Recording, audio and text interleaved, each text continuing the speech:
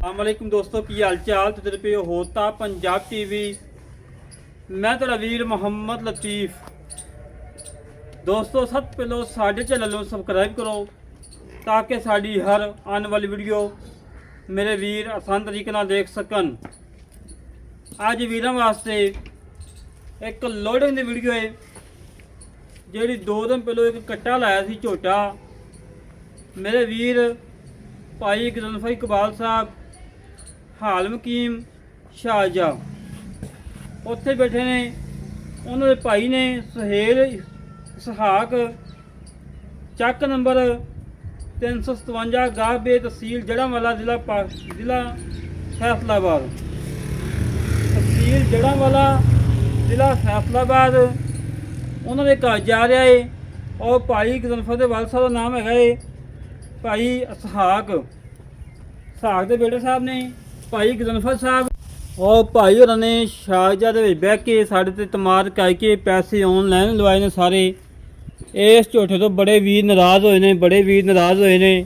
साड़ा बड़ा एक प्यारा सब्सक्राइबर सी हाल मकीम इटली बैठा सी। उन्होंने कहा लतीफ़ भाई ये झोटा सानू लैके दवो भाई गजनफर को नफे ना लै दो कोई 10,000 नाल।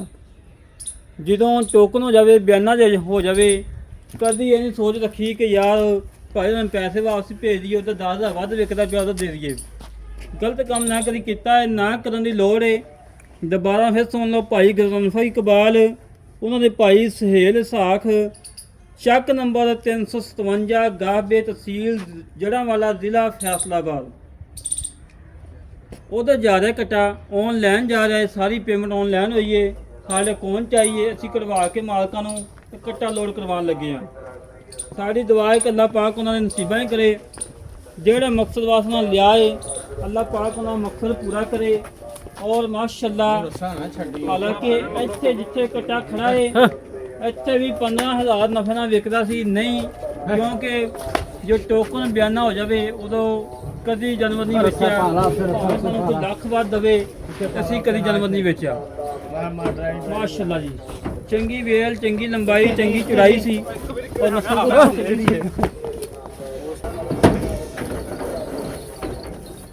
मेरे वीरान चेक करना है कि माशाअल्लाह झोटा लोड हो गया है अगे और जेड़े वीर नूं अच्छे जानवर चाहिए साडे कोल राबता फुल एक हमेशा तो वीरान जानवर वो लैके दीदा जेड़ा वीडियो के काबुल होवे और अच्छा हो घर रखने वाला हो। माशाअल्लाह कट्टे की वेल चेक करनी है पूरा माशा शाह और डाले जितना लम्मा है। और इस तरीके अपने वीर को इजाजत मिलेंगे एक अच्छी नंबर के पाकिस्तान अल्लाह निगहबान पाक आर्मी जिंदाबाद पंजाब जिंदाबाद।